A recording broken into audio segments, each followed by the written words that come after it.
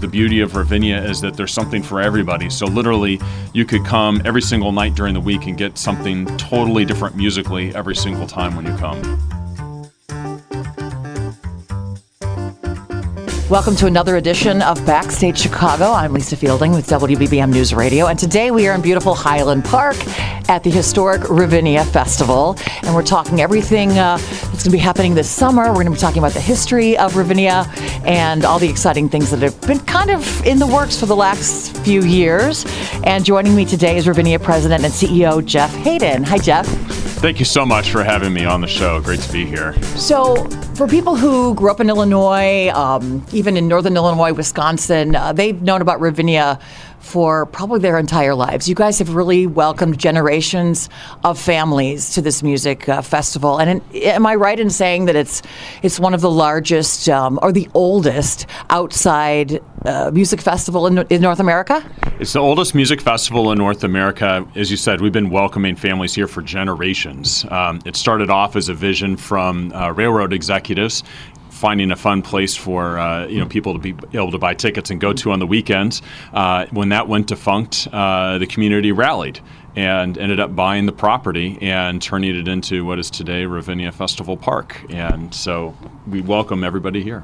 And I'm one of those families who've been coming here since I was a kid. It's really a summer staple for many people. How would you describe this place to folks who haven't been here? It's really not a hidden treasure to us who grew up here, but a lot of people say, "What's Ravinia?" And I say, "You don't know what Ravinia is?" So let me tell you. We're sitting here looking out on the windows, looking out on 35 acres, just off of Green Bay Road. If you're driving by, you wouldn't even know it's here. It's nestled within the neighborhoods here in Highland Park. But you look out and there's acres of lawn. There's sculptures out here. There are beautiful buildings out here. And there's an outdoor pavilion that seats 3,000 people. So lo and behold, in everybody's backyard, you could have 15,000 people here watching a concert by Sting or the Chicago Symphony. So this is your second summer as CEO and president. Tell me a little bit about your experience. You came on board not in the greatest time for live performance. So I got the call to come to Ravinia in July of 2020, and that's when things were first starting to open up a little bit. As you know, Ravinia was closed during the summer of 2020, first time since the Great Depression. And I arrived here in the fall with a single mission in mind: is we need to reopen Ravinia.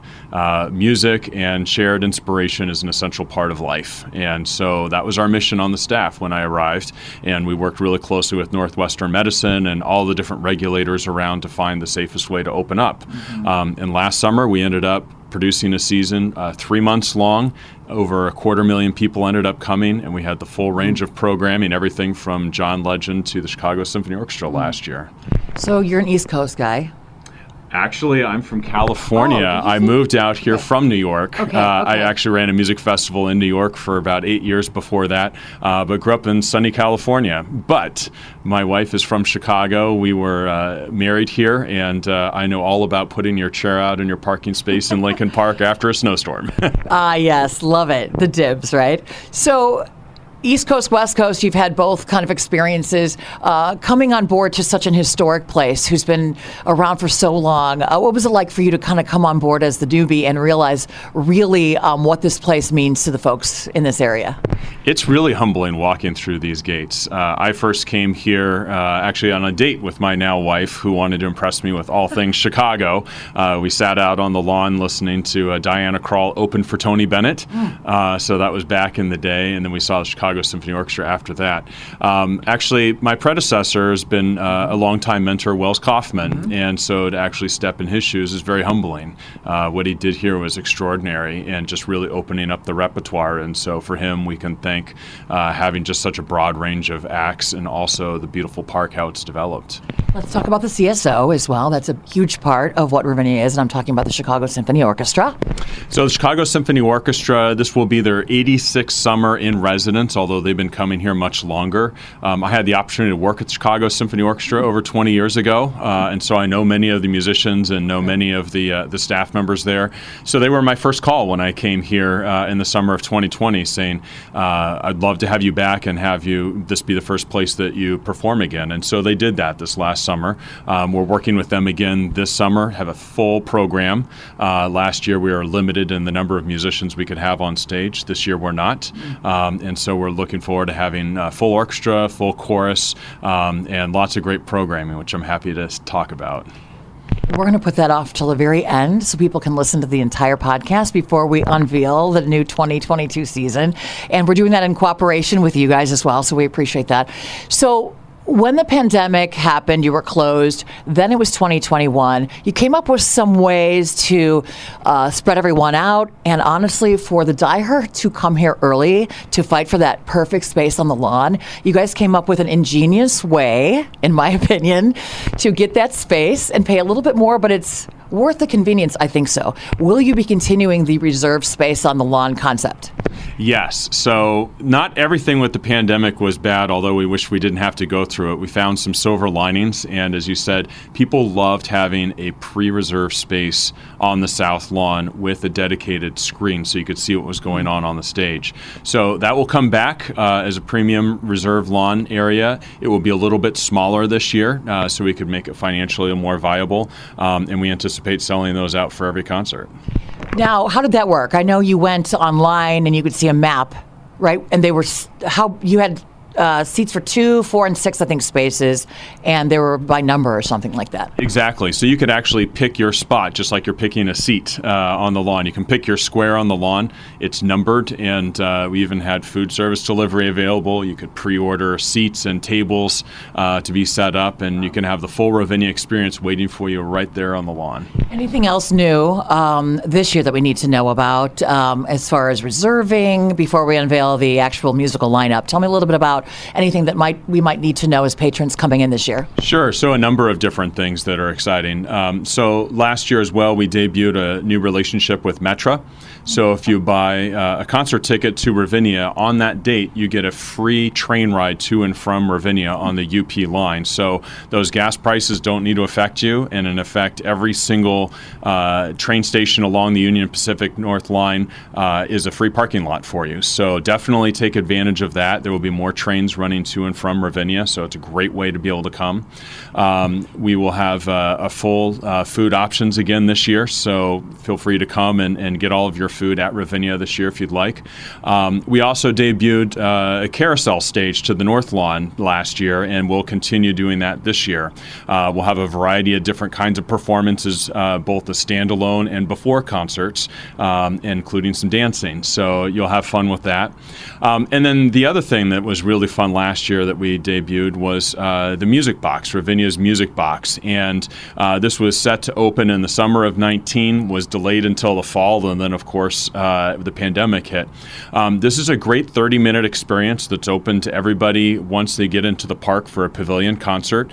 You get to go through, and it's a 4D immersion media experience. So if you've been down to the Lincoln Museum and if you experienced that, it's similar to that, and you get to learn a lot about Leonard Bernstein. And we have an added treat this year in that as you come out of the 4D experience and into our exhibit area, we have a special exhibit from the Grammy Museum about the Beatles. So come early and enjoy the Music Box and the Beatles exhibit. Over the years, you've definitely did a lot of expansion. You have a whole new little food shop. And the restaurant, of course. Every time I come here, you have a new addition or something new that brings people in beyond the music. Like you said, you don't even have to bring your own food. Tell me a little bit about what's happened over the last few years as far as your expansion, and your property has changed. Yes, the property is just as important to us, and we continue to invest and improve it. We're really grateful for the generosity of so many people that help make that happen. There's a dining pavilion in the back with 3 different kinds of restaurants, a bar, marketplace, and a great festival shop to be able to buy your blanket or your sweatshirt that you want for that day. So that's been a great addition to be able to come to Ravinia. Over the years, there's been some amazing people that have been here. Off the top of my head, I've been here to see Duran Duran, Blondie, Donna Summer before she died, Sting multiple times. I mean, I can go on. And one of my favorites, it's a regional band, Bodines. Oh, yeah. Well, I believe in my encyclopedia memory of Ravinia that they were one of the very first bands that sold out this place. Now, back in the day, as my mom always says, we used to walk up to the box office and buy a lawn ticket for $10. It's not really the case anymore because it's so popular, and you really have to limit the property space as well. How have you guys kind of managed that over the years? Sure. There are epic stories of tens of thousands of people just flooding into Ravinia before any kind of crowd controls were in place. Obviously, that did not make for being a very good neighbor, and so over the years, we've had to figure out what that right balance is. Last year, we swung the pendulum very hard to very low density. Financially, that's not very viable in the long term, but we're still going to operate at a little bit lower density this year as well, just to give people a little bit more space that they're looking for right now. That's great. Also, you do have to be cognizant of your neighbors. And you talked about low density, high density, and you do have some noise ordinances and things like that. How do you guys kind of work with the neighbors over the years as, I guess, the secret gets out and more people come here? The neighbors actually have been really great to work with, and I had the pleasure of going around and actually doing little block party introductions to the neighbors last year. And many neighbors move here because of Ravinia, and they want to be along the property lines, and they actually have a whole tradition of getting people into their front yard and listening to Chicago Symphony or listening to Sting or Pitbull or whoever's coming, in the end. So it's really fun to be able to have that. Now, you guys rely a big part on subscribers, donors. Tell me a little bit how that works. Sure. We have people that have been coming here for generations, and so many of them really want to support Ravinia and its broader mission as well as the park, and so they end up being contributors as well, and it could be anything from $100 to $100,000. But any of those contributions end up getting them early access to tickets, which in many cases is really critical because some of these concerts sell out before they even get to the public. So we're really grateful because that support not only helps us with the park, but it helps us with our other parts of our mission, including our Reach, Teach, Play program, where we're going into schools throughout Chicagoland, places that don't have music education, and putting instruments in kids' hands and giving them that inspiration that they need. Wonderful. I was just going to ask you about that. You really have a lot of community outreach, especially for kids. Tell me about that. Absolutely. We have a lot. We're very kid-focused here. So as I said, we have a Reach, Teach, Play program that serves about 25,000 students and total of about 70,000 people through our Opportunity Lawn Pass program. So we are in Austin, we're in Lawndale, we're in Waukegan, and all the way to the Indiana border. So we're everywhere. And we do have youth orchestras that we've set up in several neighborhoods. We have jazz programs that we've set up in a few different neighborhoods as well. And then we bring a lot of sort of the honors groups here to Ravinia to rehearse and perform in one of our theaters. And they're now getting to be quite good, and we're starting to showcase them before concerts. So our jazz scholars ended up performing before Jazz at Lincoln Center last year, and they'll perform again this year before a concert. So it's really fun to be able to see. And actually, some of you may know a trumpet player named Marquise Hill, really famous jazz trumpet player now, but he started in our Reach, Teach, Play program, went on to our Staines Music Institute jazz program, and now he's a superstar. And tell me about some of your children's program that you have. You have sometimes an afternoon show for the kids and then maybe the adult show at night or something else. So we have a lot of different ways families can enjoy Ravinia. So we do have a specific family show series, which exactly right around lunchtime, early afternoon. It will feature anything from jazz to classical music to what I call kid rock music. You never seen, that's the only mosh pit we end up having at Ravinia is when the kids come. So there's a lot of fun with those, and you get a lot of parents and grandparents. There are also a lot of concerts that are just kid-friendly. And so, for instance, even with the Chicago Symphony Orchestra, we're starting a series of concerts on Sunday evenings, early evening. And so we see a lot of families bring their blankets out on the lawn, stretch out, and just hear some of the great orchestral repertoire. And they're just having, tater tots in the background listening to Mozart. Fun. Now, one of the things that I'm also tied to Ravinia, my father does engineering for the North Shore, and he was involved with a lot of the reconfiguration of making it easier to come in and out of Ravinia because there was a huge bottleneck when people went and crashed toward the train, and now you have that beautiful underneath. I call it the underneath thingy, but you can better explain what it looks like with the fountains and things like that, and that really makes a huge difference for people to come in and out, not only catching the train, but who park in that main lot. Exactly, and that was a brilliant vision of my predecessor, Wills Kaufman, and who happened to be and also the board chairman, Rob Krebs, who worked for the railroad companies as well at the time, and we did create this beautiful underpass under the Union Pacific Railroad North Line. Before, for however many years, people would walk across the top of the tracks, and fortunately nobody was injured. But this just makes we feel like we are the best train stop in the entire world, and so you get off and you have electric fountains, you have beautiful landscaping, and of course the architecture welcoming you into the gates. It's funny, over the years, even retail shops sell things that we call Ravinia Tables, Ravinia this, Ravinia that, and it's become kind of a coined kind of word. My whole family owns about 4 of those Ravinia Tables. And I don't know if they're officially called that, but you know what I'm talking about. So that's really become an institution with even people who make this kind of a tradition. And people, I call some people professionals. My parents were professionals. They'd come here and they'd set up their entire spread. I've seen candelabras, I've seen flowers, I've seen candles. Kind of tell me a little bit about what you've seen over the last summer, and maybe if you've got any outrageous memories of people's setups. Some people bring like Thanksgiving dinners here. It's extraordinary to see what takes place here. I mean, I have some faint memories of it from 20 years ago, but the game has definitely been upped very recently. So it's a sort of friendly, competitive picnicking that takes place out there. You bring your Ravinia picnicking on. Yes, I've seen the candelabras. I've seen the Wedgwood. I've seen these beautiful travel suitcases from like the early 1900s that open up and has all your selection. And then you just have the real fun stuff where you go all out at Pottery Barn or some other local place and just take up an entire area. And what's great about Ravinia is that it's a shared experience. And so it's not just sort of selfishly for you. People feel like they can invite lots of people. And inadvertently, you do end up seeing a lot of mixing of the audience where people may not have come with another group, but they get to know each other, and then they start to connect and set up their picnics next to each other. So you have a picnic crawl throughout the park. Yeah.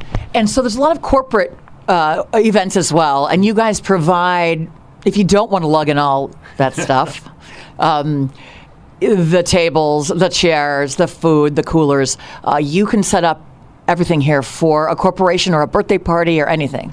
So here's what you ask your boss to do. Last year, we saw some corporations do some great employee appreciation events here. So I saw some corporations rent out part of the lawn. They block it all off. They had their little games that they played on the side. They had these fantastic food spreads. They had meet and greets, and they had the Ravinia swag. And it was all out. Yes, there was some client entertainment, but I saw a lot of employee appreciation. So that's what you ask your boss for the summer. And I see lots of buffet. Don't you supply food as well with all the chairs around? We're a one-stop shop. So yes, we have all the food, all the decor. They just have to call up and we'll provide everything for you. One of the memories that I have here is the changing weather, because in Chicago, you can have, 80 degrees in April and then 30 degrees in rain in July. You just never know. And I've shopped at the Ravinia Shop many times to buy socks and to buy sweatshirts because I came here when I was 80 and then all of a sudden it turned 40. So obviously you guys have a beautiful shop as well with lots of weather necessities and other fun things. So this is actually a project of the Women's Board, and this is actually the 50th anniversary of the festival shop and the 60th anniversary of the festival Women's Board, and they saw that need 50 years ago where people needed to buy things and wanted to buy things, and so they do have sort of that combination of, yes, there are things that you need, that you may need, but then also great gifts. There's just a whole range of fantastic gifts, and then I see a lot of times people will end up buying things for their picnic that they'll end up using throughout the summertime at their home, particularly in January when they're missing Ravinia. And people are diehards when they come here, and they not only bring everything they need, but I've sat many times in the rain just to wait it out so I can see that show. Do you find that there's a lot of people that They'll come rain, shine, wind. It's Chicago. People do not mind the weather here at all. And, what I find is that very rarely is the weather an overall obstacle. It may be passing, but we also have a lot of ways where people can sit it out very easily, under cover, and then come back in and join the show. So sometimes we'll postpone it for just a little bit. But if you're underneath the pavilion, the show goes on and you're just fine. Believe it or not, in the 40 years or so I've been coming here, I'm a big lawn person. I love the lawn experience. That's something unique. How do you explain that? And really, if it's a beautiful night, have a bottle of wine, maybe some cheese, and maybe a Thanksgiving dinner or whatever you choose to bring. But it's really the atmosphere. I've been to plenty of concerts, like in a pavilion. The pavilion's beautiful, but the lawn really has a special sense, and it's unique because we don't really have this anywhere. We used to have Poplar Creek back in the day, which was outside, but there's not many like that anymore. There really aren't many experiences like that, and the Ravinia lawn is definitely a special experience when you go to any venue in the country. Yes, there are outdoor lawn experiences, but here it's flat, it's classy, it's not a porta potty festival. You're maybe your picnic. You have real bathrooms, is that what you're saying? We have real bathrooms. Your picnic might be by a Botero sculpture, so you might be, within $1 million sculpture. But, it's beautiful. And then to listen with the sound system that we have the best outdoor sound system in the world, hands down. And we just upgraded it last year, so it's even better. Now, like everything, tickets become more expensive as the years go by. But you guys obviously have to pay your artists. Tell me how you guys kind of balance that with what you have to charge per concert. The tickets prices vary depending on who you have here. Exactly. And it's become even more challenging in the industry as the revenue streams for recorded music have fallen away from artists. Artists used to be able to make a career off of their recorded music sales, and then the touring was basically just sort of like a promotion to go buy your record. Nowadays, the main money is actually through touring, and they get very little from Spotify or Apple Music or the couple of records that they actually sell. So it is a tricky balance, and that's why you have seen a lot of prices go up within, particularly the rock and pop industry. We work really hard to try to create a variety of price points throughout the summertime. So while it may be harder to get that cheap price for a headliner artist because of what I said, you can find a lot of other concerts that are fantastic for very accessible pricing. And so definitely look throughout our season, and you'll find a lot of great opportunities to come. I think that Metro deal is a good one because a lot of people like to schlep their own stuff with their cars. But now that you can buy everything here, even your chairs, right? I think that's key in cutting down the price because you got to pay for parking and all that stuff. And it adds up if you're going to bring everything yourself. Exactly. And part of the women's shop, we actually have a rental shop. So you can rent chairs, you can rent tables. So you don't have to schlep it all, and you don't have to schlep it all back either. As you said, just take the train, show up. We can provide everything for you. Or if you do want to bring some of your food or your own wine, that's fine as well. And if you become even a low amount donor, you do have some perks. Discounts, getting in early, things like that. I like to pay for convenience, and it does pay off in the end if you come here a lot. Tell me a little bit about the things that come with any type of even a low to medium donation. Sure. So low to medium donation is you get the opportunity to buy tickets before the public does, so that's a huge deal. You get the opportunity to come into the park a half hour before the public does. So if you're sitting on the lawn and you don't want to spring for the pre-reserved lawn area, that's your chance to get a really good seat. And what you can do is you can sit right behind the pre-reserved lawn area as a donor and get most of the benefits, but just have to get here a little early to claim your spot. You've got some discounts on chairs and the gift shop, right? That's key. You have discounts on tickets, and I think most importantly as well, while there are a lot of personal benefits for it, you also get to know that you're supporting our education program and supporting this beautiful park and helping to keep some of those ticket prices down on those concerts where we're allowed to make it accessible. Ravinia becomes a big, not only a tradition, but a big event. You pick a show and you get everyone together, and it can be really a late afternoon, night event for your group. Ravinia is a happening, and people definitely plan for this. And sometimes, it's their annual tradition, and some people come multiple times a week because the beauty of Ravinia is that there's something for everybody. So literally, you could come every single night during the week and get something totally different musically every single time when you come. Perfect segue. Drum roll, please. Okay, so We are revealing the 2022 season the same day that you guys are as well. Now, you have not had a really full-blown rock and roll happening season since 2019. Is that correct? So is that really 3 years ago? That's crazy. It's really 3 years ago. And last year, I remember, just as we were starting to make our season announcement, some rock and roll shows started touring, and so we were able to catch some for later in the season. But this is the first year where we can start off even right at the beginning with rock and roll throughout, classical music throughout, jazz throughout. So the benefits of really planning a full season. I'll tease the audience just a little bit more before we get to the big reveal. Kind of tell me what you learned from working in the live performance business during this unprecedented time, this pandemic. We talked about Ravinia hasn't been closed down since the Great Depression. Now we can say it happened in 2020. What did you kind of learn from that? And slowly coming back in 2021 and now ready to come back with a bang. What did you learn from that? And then we'll talk about this season and the lineup. Every single night when I was here last summer, I was touched by somebody figuring out who I was and came up to me and just very heartfelt said, "Thank you. Thank you. I can only imagine what kind of work it took for you and your team to reopen Ravinia. I can't tell you how much this means to me, what a hole in my heart, how much I needed this inspiration." Any one of those phrases, audience members would come up and say that. And interestingly enough, artists as well. And there were some of the most amazing comments from the stage that artists had about just really being humbled by the past couple of years and just an outpouring of gratitude for the audience that were willing to come to be there in person and not on Zoom, to spend their money and to be together, knowing that everyone had challenges to get to that point. And artists are coming back? Artists are coming back in a big way. Everybody's on the road. There's going to be a traffic jam of artists going through, and we're really excited that they're all stopping here. Okay, are you ready? All set. All right. Okay, the 2022 summer season of Ravinia Festival. Take it away. Oh my goodness. Picking all your favorite children. So it is a little something for everybody. So as everyone knows, Ravinia is grounded in classical music.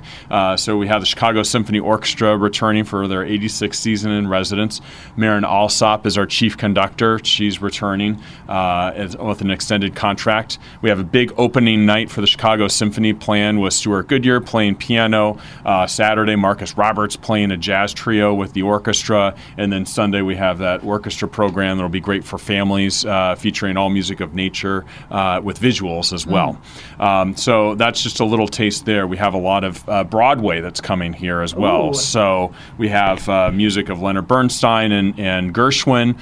We have a program featuring music from Alan Menken from Broadway, Once Upon a Time. And then we have our newest edition, which is about Sondheim, who had such an incredible legacy in the Broadway field, and also a great history in Chicago and Ravinia. And we're working with local actor and all things great Rob Lindley and putting together a very special program that's just at Ravinia, featuring music and songs inspired by the letters of encouragement that Sondheim wrote to different performers that he got to know along the way. Was this in the works before he died, or did you guys kind of come up with this, or is it good timing? No, this came up afterwards, so we scrambled really fast to put this program together. And then our gala is featuring Leslie Odom Jr. Oh, wonderful.